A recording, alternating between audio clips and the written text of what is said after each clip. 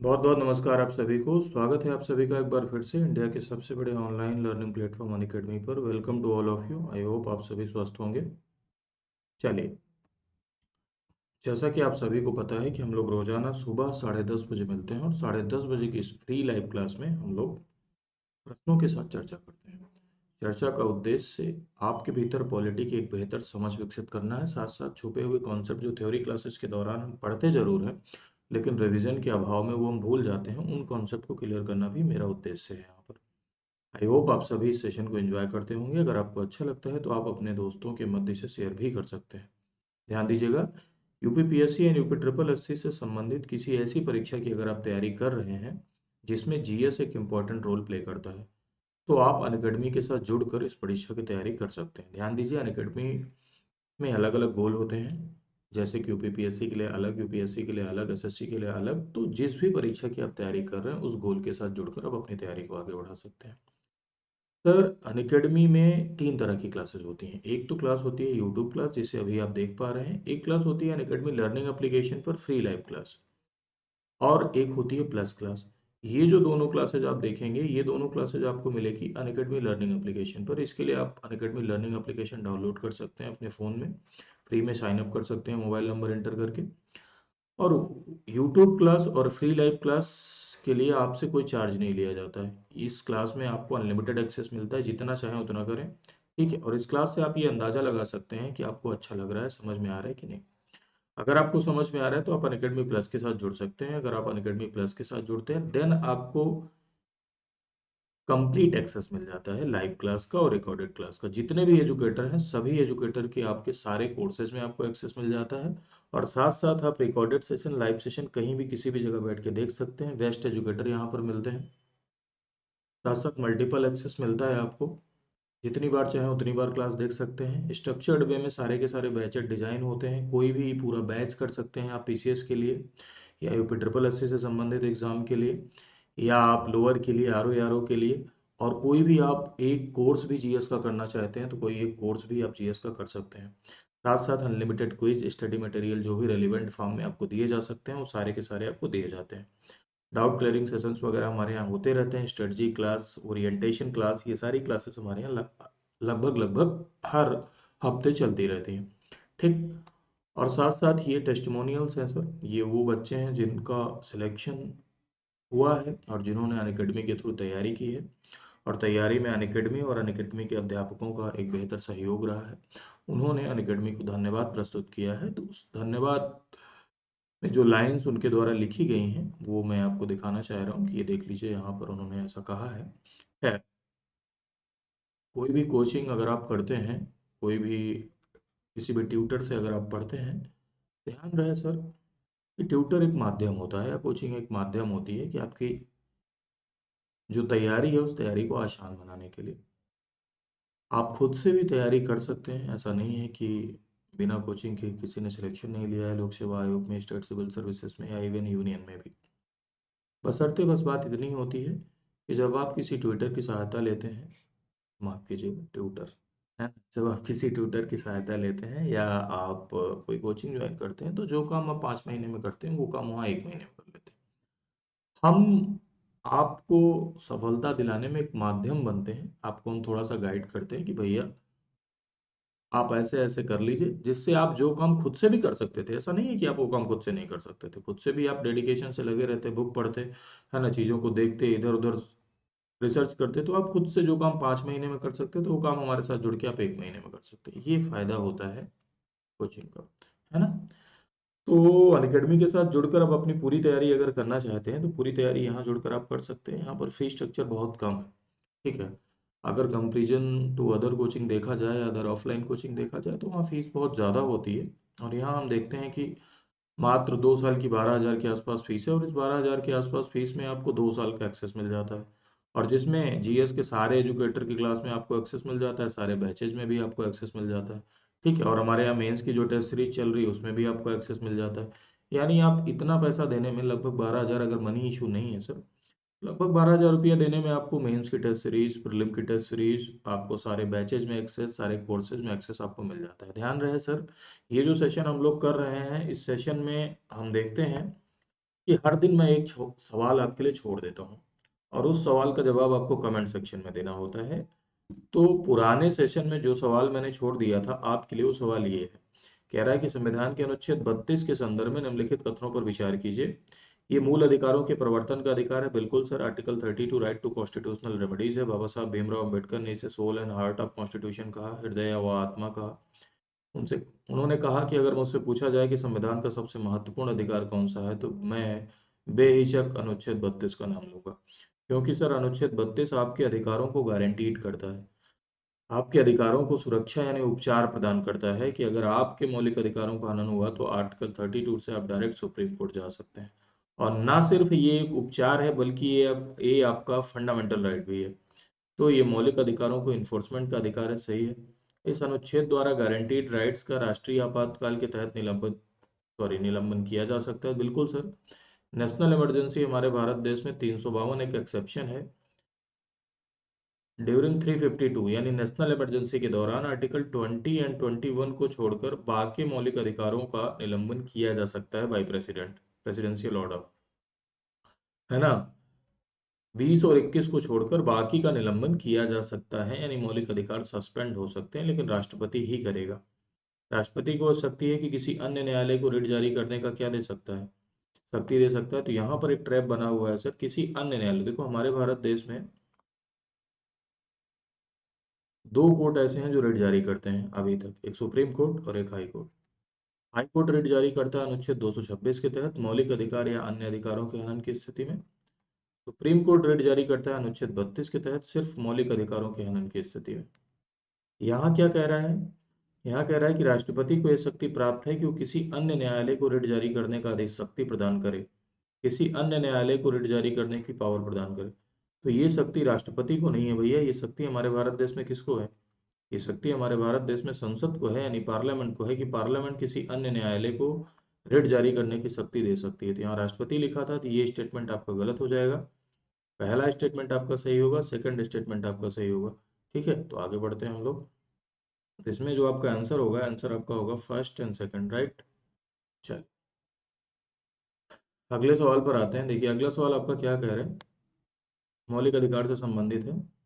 कह रहा है निम्नलिखित कथनों पर विचार कीजिए। पहला, संविधान के अनुच्छेद 15 के तहत प्राप्त अधिकार भारतीय नागरिकों के लिए उपलब्ध है। दूसरा कह रहा है कि भारतीय संविधान का अनुच्छेद 21 के तहत प्राप्त अधिकार भारतीय नागरिकों और विदेशियों दोनों के लिए उपलब्ध है। ठीक है, नागरिकों और विदेशियों दोनों के लिए उपलब्ध है। तो देखिए अगर हम मौलिक अधिकारों की बात करते हैं तो सर फंडामेंटल राइट में कुछ मौलिक अधिकार ऐसे हैं जो नागरिकों के लिए यानी भारतीयों के लिए एक्सक्लूसिव है। और ऐसे कौन कौन से मौलिक अधिकार हैं जो भारतीय नागरिकों के लिए एक्सक्लूसिव होते हैं? तो वो होता है सर 15, 16, 19, 29, 30। ये सिर्फ और सिर्फ भारतीय नागरिकों को प्राप्त है, विदेशियों को प्राप्त नहीं है ना। ये सिर्फ और सिर्फ भारतीय नागरिकों को प्राप्त है। ये स्पीच एंड एक्सप्रेशन है, ठीक है। ये माइनॉरिटी के हितों का संरक्षण है। इन दोनों में जो है minority cultural and educational right है ये मौलिक अधिकारों का, ठीक है। ये कह रहा है कि कोई भी नागरिकों का कोई भी वर्ग, इवन सुप्रीम कोर्ट ने इंटरप्रिटेट करते हुए कहा है कि माइनॉरिटी मेजोरिटी दोनों, हाँ, कोई भी वर्ग अपने लिपि, अपनी भाषा, अपने कल्चर को क्या कर सकता है, संरक्षित कर सकता है, प्रिजर्व कर सकता है। और ये कह रहा है 30 की कोई भी रिलीजियस और लिंग्विस्टिक माइनॉरिटी अपनी पसंद का एजुकेशनल इंस्टीट्यूशन एडमिनिस्टर कर सकता है, स्टेब्लिश कर सकता है। ठीक है। 16, equal opportunity in public employment, लोक नियोजन के विषय में अवसर की समता की बात करता है। 15 कहता है कि हाँ, race, religion, caste, place of birth आदि के आधार पर कोई भी भेदभाव नहीं करेगा स्टेट। खैर ये मैंने एक एक लाइन में आपको बताया, बाकी इसको पढ़ते हैं सर। एक एक आर्टिकल मैंने 1.5 घंटे पढ़ाया है। ठीक है, अगर आप प्लस पे जाएंगे तो देखेंगे एक एक आर्टिकल लगभग 1.5 घंटे चला हुआ है, एक एक घंटे चला हुआ है। तो खैर बहुत व्यापक है ना। एक एक क्लॉजेस पे चर्चा होती है, बहुत सारी चीजें इसमें जाननी होती हैं। तो खैर ये प्रश्नों की क्लास है, तो मैं बहुत ज्यादा इंटरप्रेटेड इसमें नहीं कर रहा हूँ। हाँ, ये है कि जो एक्सक्लूसिव हैं, सिर्फ और सिर्फ नागरिकों के मिले हुए हैं, वो ये हैं। अब इसमें क्या कह रहा है कि 15 के तहत जो अधिकार है, 15 में क्या है, 15 का जो पहला क्लॉज है, 15 का पहला क्लॉज कहता है कि स्टेट शैल नॉट डिस्क्रिमिनेट, राज्य भेदभाव नहीं करेगा। किन आधारों पर? 5 आधारों पर, रेस, रिलीजन, कास्ट,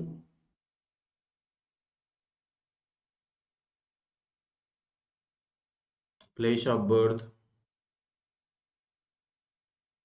और जेंडर, सेक्स। है ना। इन 5 आधारों पर कोई भी भेदभाव नहीं करेगा। सेकंड क्लॉज जो है नागरिकों के लिए है। खैर, इसके लिए जो है आप मेरी प्रोफाइल ओपन करिएगा। प्रोफाइल में ढेर सारे फाउंडेशन कोर्स पड़े हुए हैं, इसमें कोई भी फाउंडेशन कोर्स ओपन करिएगा, मौलिक अधिकार चैप्टर में जाइएगा, इन डिटेल अगर आपको पढ़ना है तो आप पढ़ सकते हैं। तो यहाँ कह रहा है कि प्राप्त अधिकार भारतीय नागरिकों के लिए उपलब्ध है। ठीक है, तो बिल्कुल सर भारतीय नागरिकों के लिए उपलब्ध है। दूसरा कह रहा है कि 21, तो भैया 21 है प्राण और दैहिक स्वतंत्रता है, यानी कि राइट टू लाइफ, जीवन का अधिकार। अब जीवन का अधिकार भारतीय नागरिकों और विदेशियों दोनों के लिए उपलब्ध है, तो बिल्कुल सर जीवन का अधिकार नागरिकों के लिए आ रहा है। विदेशी आएगा तो क्या मार डालेंगे क्या? ऐसा तो नहीं है। हाँ, मार डालेंगे का मतलब हो देखा, जज्बाती मत हो जाना कि सर ऐसी कैसी बात कर रहे हैं, मार डालेंगे, ये कौन सी बात होती है ना। मार डालने का मतलब ये है कि जीवन का अधिकार एज अ मौलिक अधिकार जैसे हमें मिला है, गारंटीड राइट के तौर पर जैसे हमें जीवन का अधिकार प्राप्त है, वैसे अगर कोई विदेशी भी होगा तो उसके भी जीवन के अधिकार को यहाँ पर गारंटी दी गई है ना। चलिए, कभी कभी शब्द समझ नहीं आते। तो ये भी स्टेटमेंट आपका सही है। इसमें पूछ क्या रहा था? पूछ रहा था असत्य बताना है आपको, तो असत्य ना तो एक होगा ना तो दो होगा। अगले सवाल पर आते हैं। अगला सवाल देखिए, कह रहा है निम्नलिखित कथनों पर विचार कीजिए सर। कह रहा है अनुच्छेद 14 विधि के समक्ष समता यानी इक्वलिटी बिफोर लॉ और विधियों के समक्ष समान संरक्षण यानी इक्वल प्रोटेक्शन ऑफ लॉ से संबंधित है, पहला स्टेटमेंट। सेकंड कह रहा है कि विधियों के समान संरक्षण के अंतर्गत सभी व्यक्तियों के लिए समान नियम बनाए जाने चाहिए। सभी व्यक्तियों के लिए समान नियम, तो देखो आर्टिकल 14 अगर हम देखें तो आर्टिकल 14 हमारे भारत देश में सर रूल ऑफ लॉ को रिफ्लेक्ट करता है, कानून के राज को रिफ्लेक्ट करता है। अनुच्छेद 14 में आप दो डॉक्ट्रिन उठा के पढ़ते हैं, दो चीजें। एक आप पढ़ते हैं equality before law. Equality before law का सीधा सा कॉन्सेप्ट है सर कि कानून के समक्ष हर व्यक्ति समान है, किसी को कोई विशेषाधिकार नहीं मिलेगा, किसी को कोई प्रिविलेज नहीं मिलेगा। हम मर्डर करें, आप मर्डर करें, आलिया भट्ट मर्डर करें, सलमान खान मर्डर करें, ठीक है, हाँ मोदी साहब मर्डर करें, सबके लिए क्या होगा? इक्वल लॉ होगा, सबको इक्वली ट्रीट किया जाएगा, किसी को कोई स्पेशल प्रिविलेज नहीं मिलेगा। ठीक, यानी कानून के समक्ष सभी व्यक्ति समान है, no one is above the law, this is equality before law. विधि के समक्ष क्या है? समता। ठीक, सेकंड क्या कह रहा है? विधियों के समक्ष समान संरक्षण। विधियों के समक्ष लिखा होना चाहिए समक्ष समान संरक्षण, equal protection of law. Equal protection of law का मतलब होता है सर समान परिस्थितियों में समान व्यवहार। समान परिस्थितियों में समान व्यवहार यानी कि protection of law, equal protection of law, समान परिस्थितियों में समान व्यवहार। यानी जिस हिसाब से व्यक्ति की परिस्थिति है उस हिसाब से उसके उससे व्यवहार। जैसे कोई ज्यादा कमाता है तो उससे हम ज्यादा टैक्स ले सकते हैं, कोई कम कमाता है तो उससे कम टैक्स ले सकते हैं। सर समानता के सिद्धांत को तब तक नहीं लागू किया जा सकता है जब तक हम इस सिद्धांत को नहीं अपनाते हैं।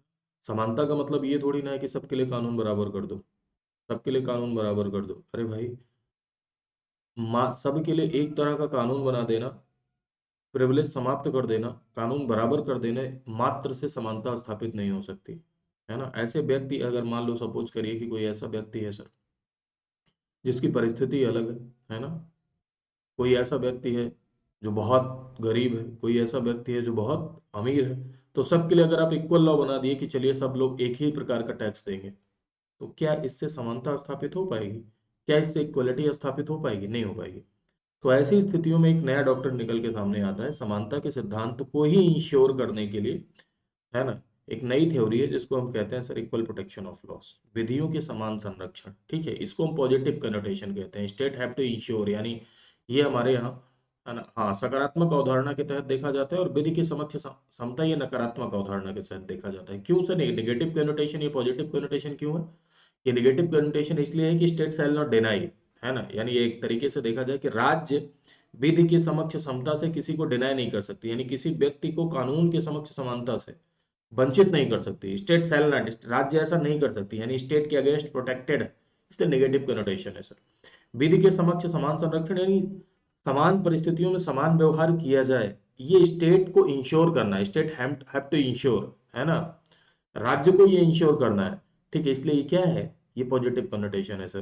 तो विधियों के समक्ष समान संरक्षण यानी समान परिस्थितियों में समान व्यवहार। ठीक है, चलिए,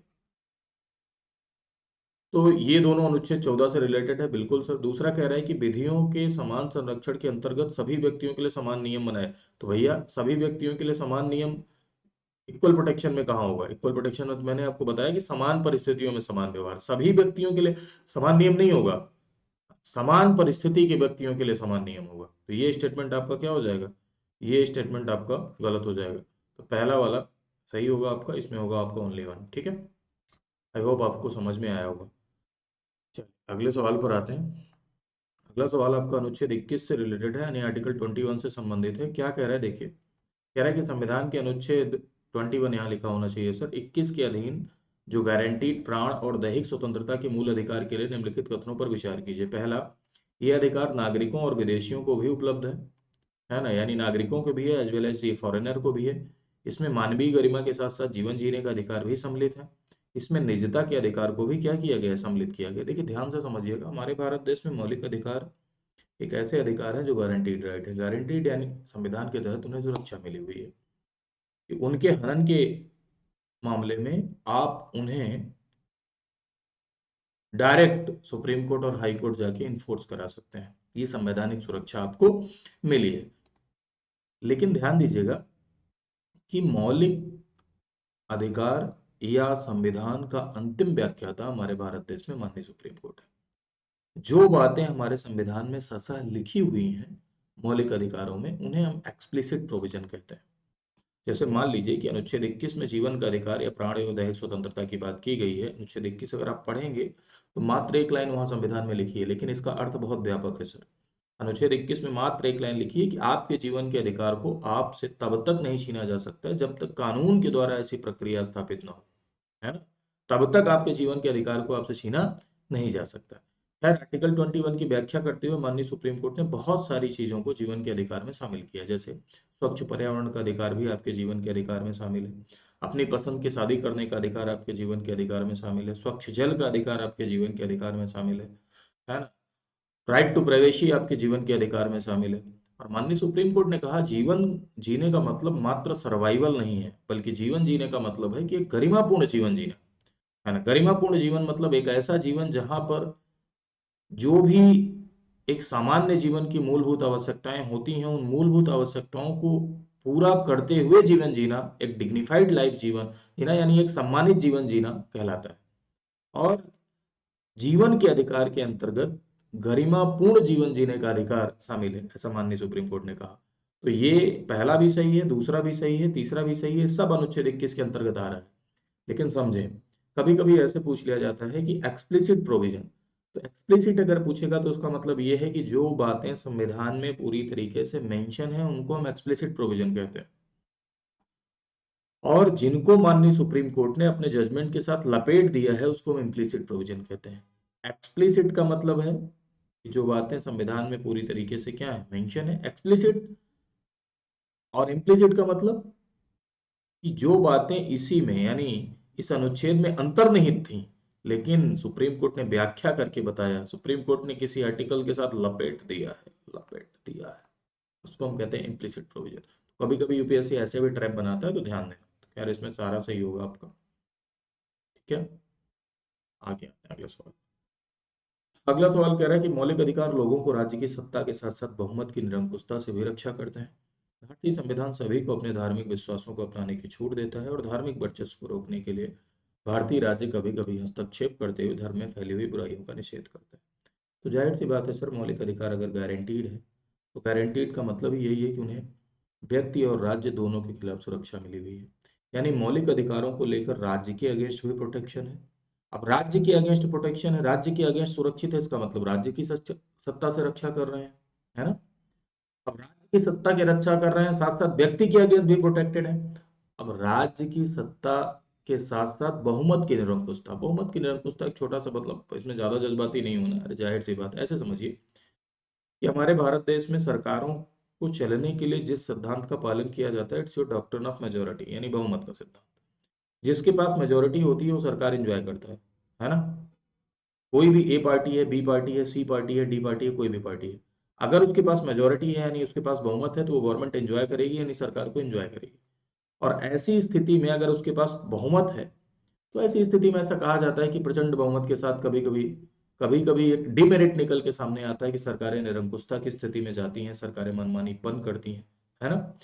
तो मान लो किसी सरकार के पास मेजोरिटी है, तो ऐसी स्थिति में वो मौलिक अधिकारों को छीन नहीं सकती है।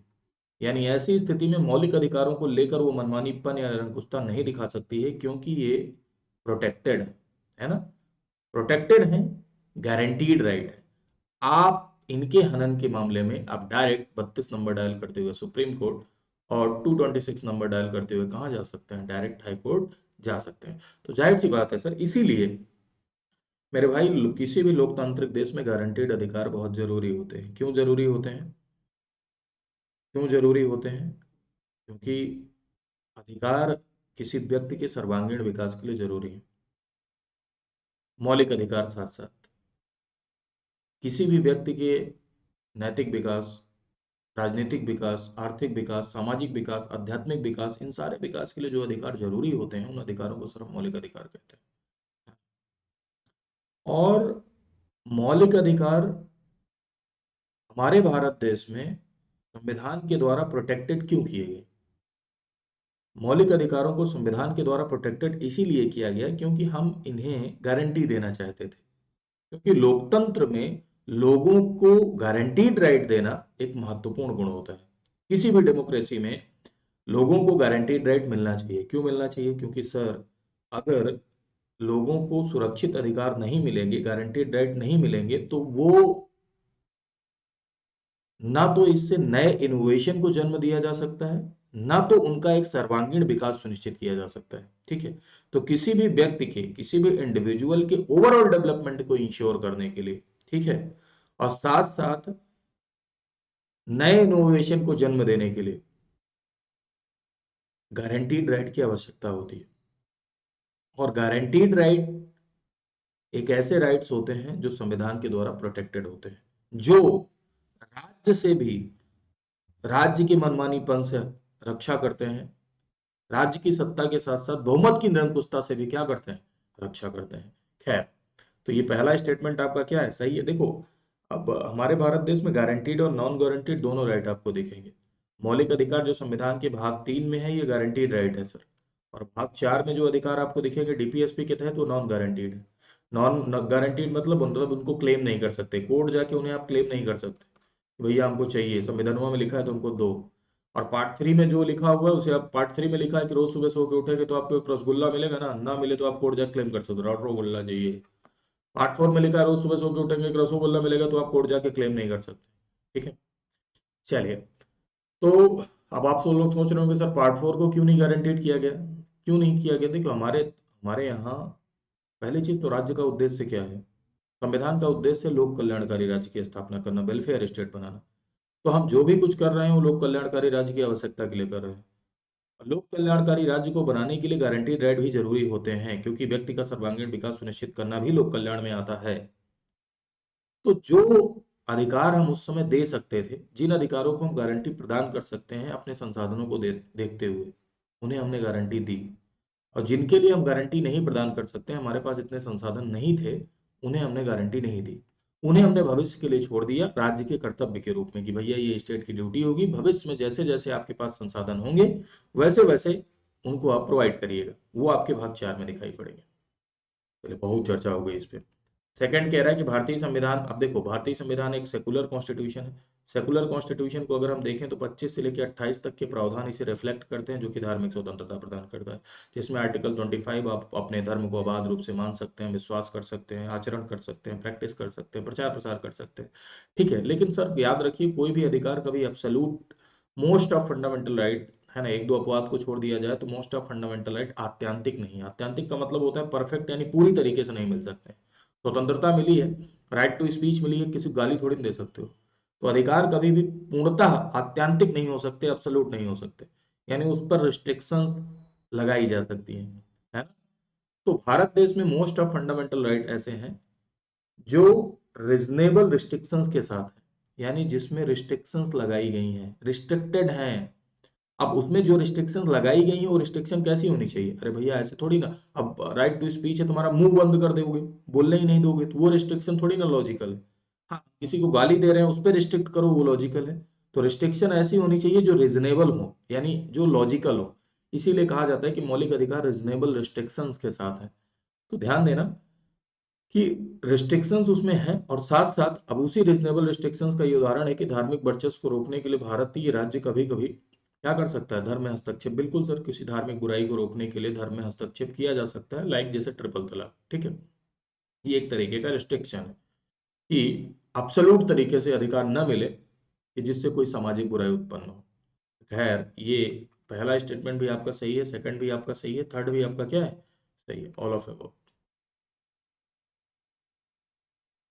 अगले सवाल पर आते हैं। अगला सवाल आपका क्या कह रहा है, निम्नलिखित कथनों पर विचार कीजिए। भारत के संविधान के अनुसार औपचारिक रूप से संघ की कार्यपालिका की शक्तियां प्रधानमंत्री में निहित होती हैं। सर, औपचारिक रूप से संघ की कार्यपालिका की शक्तियां प्रधानमंत्री में निहित नहीं होती हैं, राष्ट्रपति में निहित होती हैं।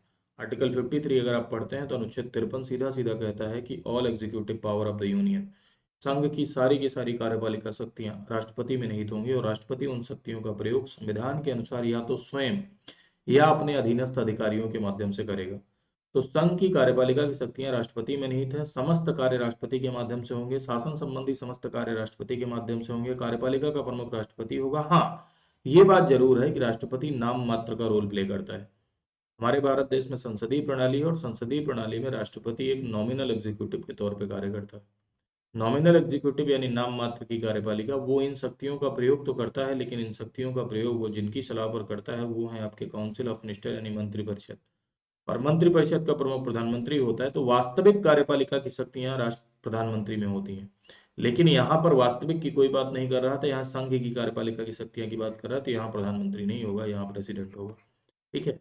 तो ये स्टेटमेंट आपका गलत हो जाएगा। कह रहा है राष्ट्रपति प्रधानमंत्री की नियुक्ति करता है। बिल्कुल सर, आर्टिकल 75 अगर आप पढ़ें तो पहला क्लॉज सीधे सीधे कह रहा है कि प्रधानमंत्री की नियुक्ति राष्ट्रपति करेगा, और उसी प्रधानमंत्री की सलाह पर अन्य मंत्रियों की नियुक्ति की जाएगी। तो प्रधानमंत्री की नियुक्ति राष्ट्रपति ही करता है। ऐसा व्यक्ति जो किसी ऐसी पार्टी के मेंबर का नेता होता है जो बहुमत वाली पार्टी है, यानी हमारे भारत देश में सरकार को एंजॉय करने के लिए बहुमत चाहिए यानी मेजोरिटी चाहिए। If you will enjoy the majority then enjoy the government. अगर आप मेजोरिटी एंजॉय करते हैं तब आप गवर्नमेंट एंजॉय करते हैं। तो कोई ऐसी पार्टी जो बहुमत वाली पार्टी है, तो बहुमत वाली पार्टी के मेंबर जिसे अपना नेता चुनते हैं, जाहिर सी बात है सर वही बहुमत दिखा पाएगा जिसे उसके मेंबर, जैसे मान लो कि ये पार्टी है, इस पार्टी के मेंबर जीत कर आए, है ना, ये सबसे बड़ी पार्टी है, इसको बहुमत मिल गया यानी इसको मेजोरिटी मिल गई। तो ये जो पार्टी है इसके सबसे ज्यादा मेंबर जीत के आए हैं, तो सबसे ज्यादा मेंबर जो जीत के आए हैं वो जिसे अपना नेता चुनेंगे वो बहुमत दल का नेता कहलाएगा, और जिसे वो अपना नेता चुनेंगे उसी के पास तो इन सबका विश्वास है, तो वही तो मेजोरिटी दिखा सकता है। इसलिए वही व्यक्ति को प्रधानमंत्री नियुक्त किया जाता है राष्ट्रपति के द्वारा, ठीक है। चलिए, तो ये स्टेटमेंट सही होगा, तो इसमें होगा आपका ओनली। अगले सवाल पर आते हैं। अगला सवाल देखिए आपका क्या कह रहा है। अगला सवाल आपका है कि स्वतंत्रता के पश्चात, एक सेकंड दीजिएगा जरा सा।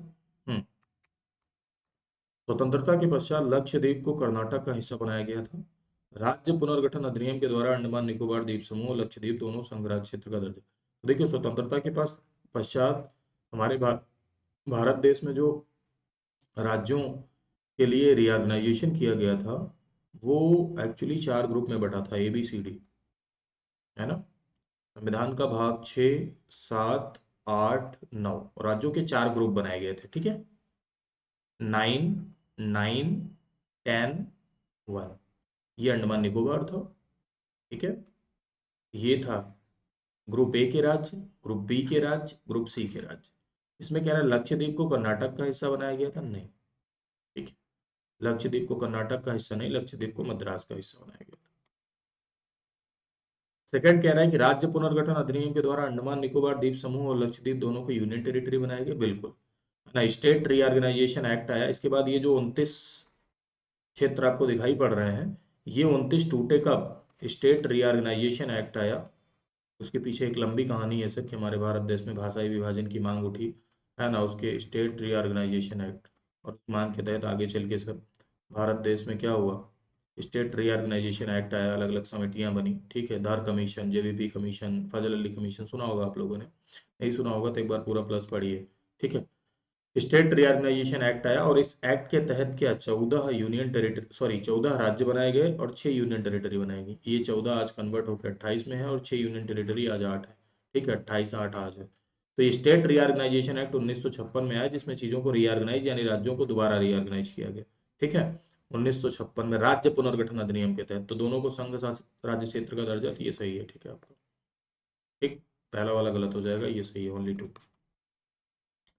ये देख लीजिए कि हमारे यहाँ भैया करंट का भी हर Monday Friday Unacademy learning application पर 8 बजे चलता है। इसमें 20 सवाल 20 मिनट में होते हैं। अच्छी रैंक हासिल करेंगे तो इसमें भी आपको 25% स्कॉलरशिप मिलती है। उसी सेम फीस में आप ऑप्शनल पढ़ सकते हैं। 5 विषय हमारे यहाँ ऑप्शनल भी उपलब्ध है यूपीपीसीएस में। यूपीपीएससी की कैटेगरी में 5 विषय ऑप्शनल अपने यहाँ उपलब्ध है। और मेंस के बैचेस भी स्टार्ट हो गए हैं। सारे के सारे बैचेज हैं, आप इन बैचेज में एनरोल कर सकते हैं। ये लक्ष्य बैच है 2023 का। इस एक बैच, ये हर हफ्ते स्टार्ट होता है।